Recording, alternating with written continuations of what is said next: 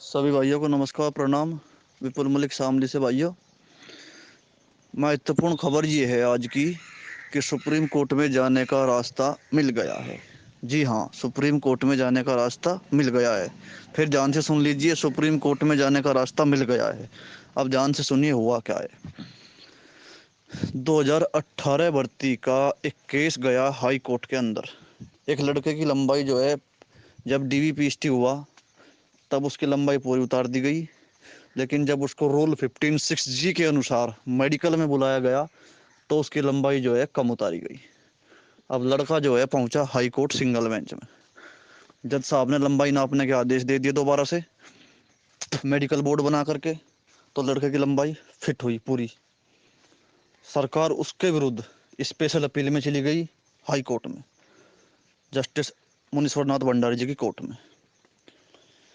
तो भंडारी जी ने जो है पूरी नियमावली को देखा और कहा कि आपने एक बार लंबाई नाप ली जब आपका DVPST हुआ, और फिर आप रूल 15(6)G के अनुसार दोबारा लंबाई मेडिकल में नाप रहे हैं।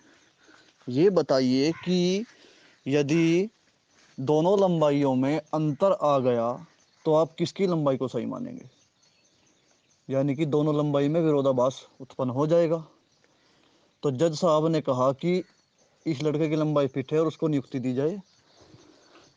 और साथ ही साथ जज साहब ने ये कहा, बिना नियम चैलेंज किए हुआ ये सब कुछ, कि इस नियम संशोधन पे सरकार विचार करे कि एक बार जब आप लंबाई नाप चुके हैं रूल 15E में, यानी कि DVPST के समय, तो फिर रूल 15(6)G यानी कि मेडिकल करते समय लंबाई नापने की क्या आवश्यकता है? तो इस नियम पे संशोधन पे विचार करे गवर्नमेंट। तो भैया, गवर्नमेंट की नियमावली की जड़ें हिल गई, सीधी बात है। अब यही पूरा मामला हमने सुप्रीम कोर्ट के वकीलों से डिस्कस किया। सुबह जैसे ही ये खबर ग्रुप में आई कि ऐसा हुआ, तो हमने तुरंत इसका जजमेंट वगैरह निकाल कर ग्रुप में भी शेयर किया और दिल्ली सुप्रीम कोर्ट के वकीलों को भी भेजा। तो वकील साहब एकदम फुल फॉर्म में आ गए। उन्होंने कहा कि ठीक है, रास्ता मिल गया। बस इतनी गलती गवर्नमेंट की काफ़ी है कि आप 2 बार लंबाई नाप रहे हैं। अब गवर्नमेंट की एक और गलती जो है हमारे पास हो गई कि एक काम को आप 2 बार क्यों कर रहे हैं। सेम कहानी 2015 में हुई कि DVPST एक बार पहले कर लिया, एक बार आपको डॉक्यूमेंट बाद में चेक कर रहे हैं। एक बार हाइट पहले नाप ली, एक बार दोबारा नाप रहे हैं, और फिर उन सीटों को कैरी फॉरवर्ड कर रहे हैं। सेम हमारी भर्ती में हुआ। 165 होमगार्ड का चयन जो रद्द हुआ था 2018 भर्ती में, उनका DVPST हो चुका था पहले ही, लेकिन उनकी चोरी कहाँ पकड़ी गई? फाइनल रिजल्ट में। तो जब आप DVPST पहले ही कर चुके थे तो फाइनल रिजल्ट में उनको बाहर कैसे निकाला, और वो फाइनल रिजल्ट तक पहुंचे कैसे? और उनकी वजह से 165 सही लड़कों का सिलेक्शन रुक गया। 232 के विरुद्ध अलग से जांच बैठाई थी गवर्नमेंट ने, उस जांच का नहीं पता। कुल मिला के 397 सीटें गवर्नमेंट सीधे सीधे डकार गई। ये मामला हुआ। तो अब रास्ता एकदम क्लियर है सुप्रीम कोर्ट जाने के लिए, और जीत की अब उम्मीद हमको हो गई।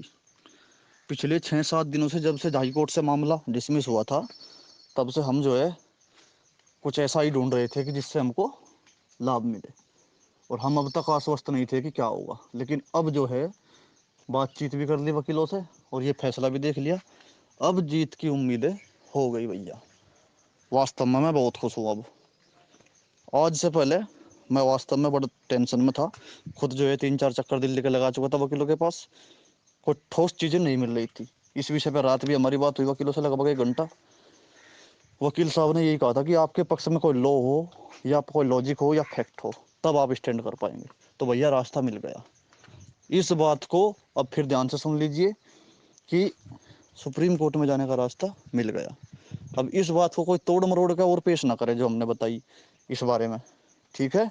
क्योंकि हमने जो चीज़ें स्पष्ट थी वो स्पष्ट बोल दी। अब आप लोग निश्चिंत रहिए, अपना डॉक्यूमेंट और फीस रेडी रखिए।